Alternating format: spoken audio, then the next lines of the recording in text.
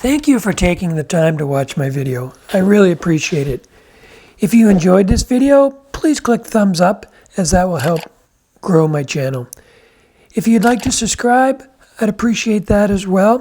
And if you have any questions, feel free to leave those and I will respond. Again, thank you.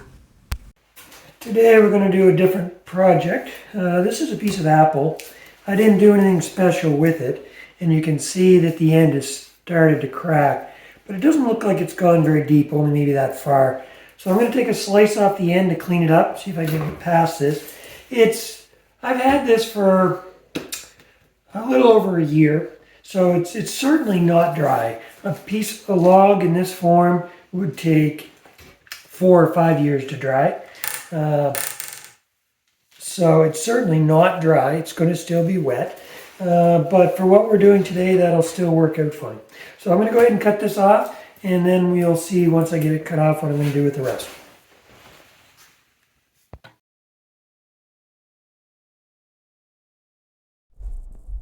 So you can see here, unfortunately my chainsaw is not the sharpest, and it is moving around a little bit, but it worked out okay. I was able to hold it steady and managed to get through the cut.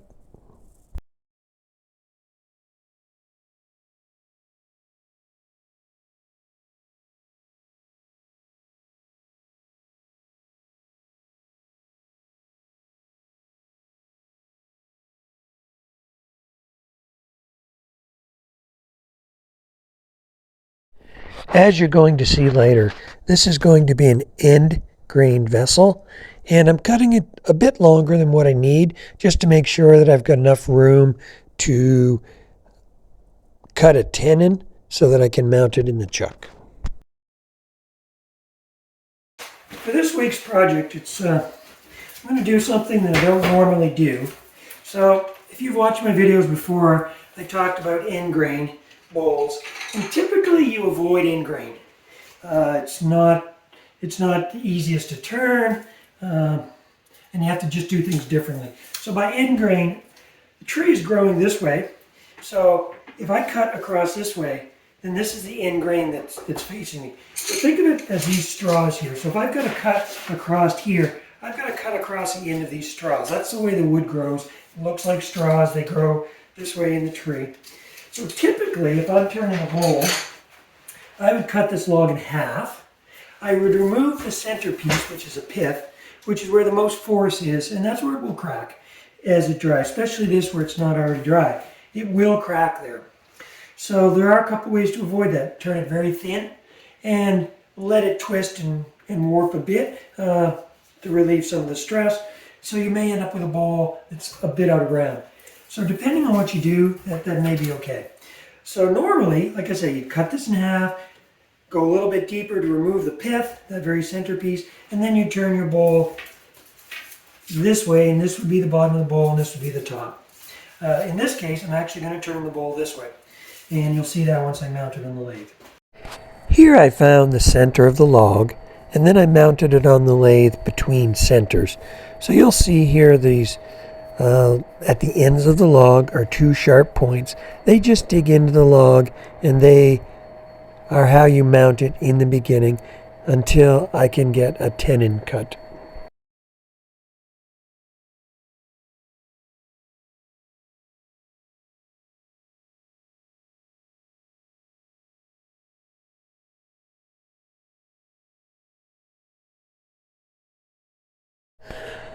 Good news is when I mounted it between centers, it was fairly well balanced, so I didn't have a lot of vibration to deal with, which allowed me to turn it at a bit higher speed right at the beginning.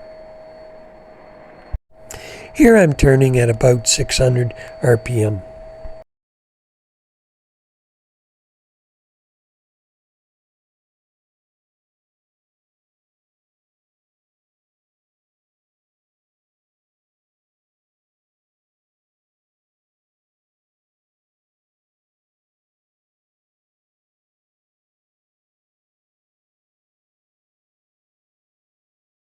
Here I am cutting the tenon. You can see that I have a little gauge that I cut out of a piece of wood just to let me know when the tenon is the right size.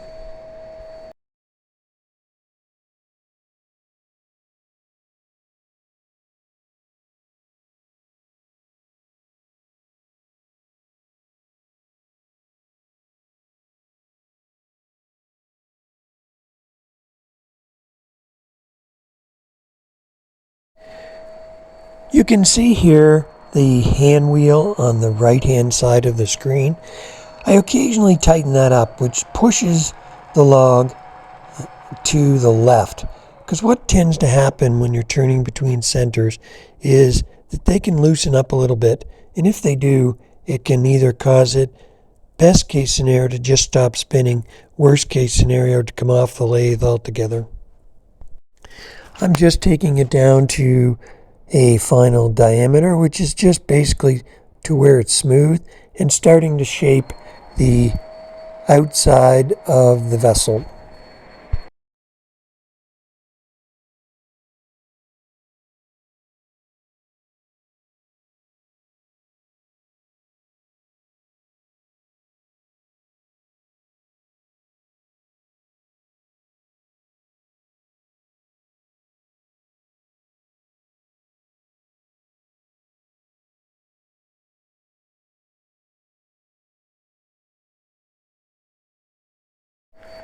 Here I use my negative rake scraper. That just helps remove any tool marks and gives me a fairly good finish that I can start sanding right away with. Again, if you followed my videos, at this point I'll sand the outside of the piece that I'm working on, and at this point I will usually apply the finish and the outside will be completely done.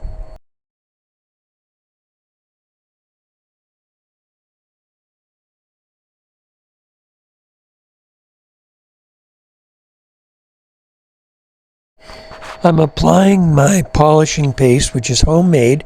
Again, if you want to see how I made that, you can look back in my videos. I did have a video on how to make the abrasive paste. You can see already that even with the abrasive paste, which is the equivalent of about 1,000 grit, it really starts to shine. After that, I followed it up with a polishing wax, which gave me a nice glossy finish.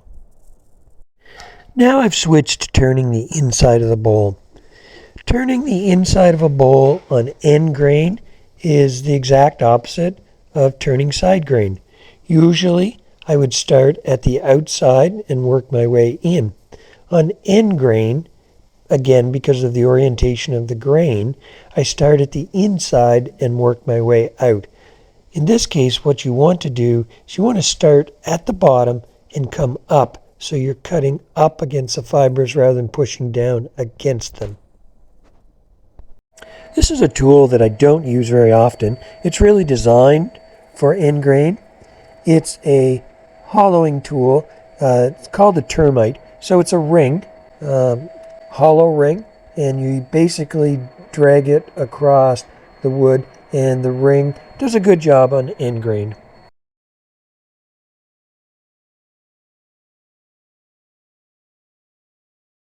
I'm not going to lie, it does take a little bit of practice to get used to, and you have to stop frequently to clean chips out of the center hole of the tool. But you can see this tool is fairly aggressive. It does remove a lot of wood fairly quickly, and it also leaves a fairly good finish. You'll notice here that the bowl did loosen up a little bit on the tenon, and I do occasionally have to stop and just tighten it up. In this case, the reason it loosened up a little bit is this tool does tend to catch a little bit. Typically not bad. They don't do any damage to the wood, but it will tend to pull it off center when you've got it mounted end grain on a tenon.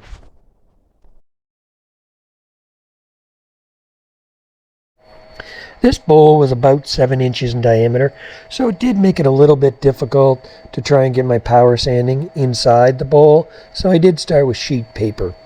Again, one of the advantages of using the termite tool is that it does give a very good finish, and it required very little sanding.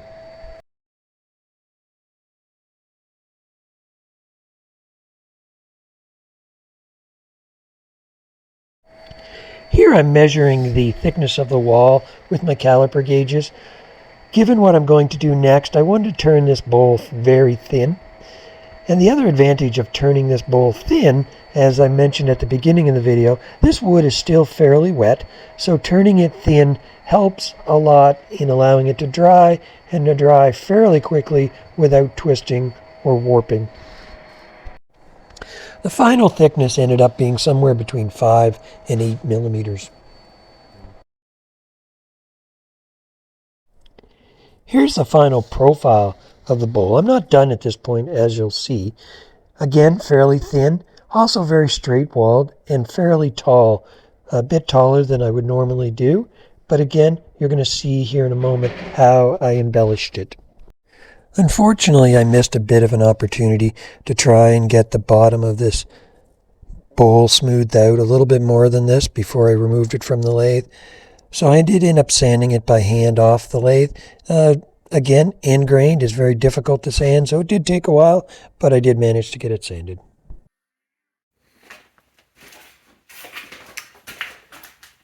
So I had mentioned earlier that I was going to embellish this bowl. The first step is to try and put some decorative legs on this. If you remember, it had a fairly thick bottom here. So what I did was I notched it out. It's a little bit rough right now, but I notched that out with my oscillating saw. It's very difficult to cut. I thought I could use a Dremel, but that I wasn't having much success. So I cut it out with my oscillating saw, and now I'm just going to use the drum sander on my drill press here and then smooth that out and shape these legs up a bit. So I'm going to do a bit of shaping, and then we'll come back and take a look at it.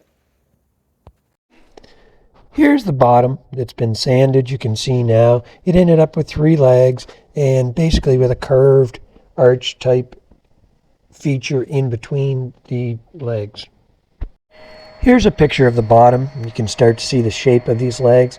I continued to sand after this. I didn't show all of the sanding. Again, it took a lot longer than I expected, but I ended up with 3 fairly thin legs at the bottom of the bowl.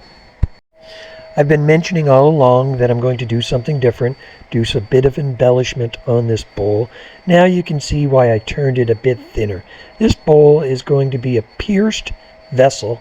So here you can see that I've just marked off some random shapes on the bowl, then drilled a hole in each shape, and then used my Dremel tool to cut out the holes to make the pierced openings. The purpose of the green tape is just to establish a starting and an ending point, as I just wanted to create a band of piercing, and I didn't want them to go up to the rim or down into the base. For my Dremel tool, I ended up buying a plunge cutting bit, which does a good job with the piercing. Still a very time-consuming process, but it does do a good job and leaves a fairly smooth surface. Here are some shots of the completed bowl after it's been cut out. You can see that the piercings obviously go all the way through, all the way around the bowl. At this point, there's still a little bit of rough.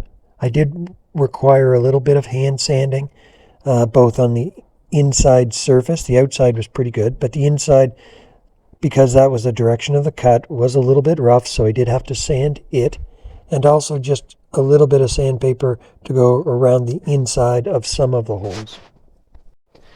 This was my first pierced bowl. I was pretty pleased with the way it turned out, and I'm sure I will end up doing another one again. Please let me know in the comments what you think of it, whether this style is something that would appeal to you. This bowl ended up being a donation to a local charity as a fundraiser.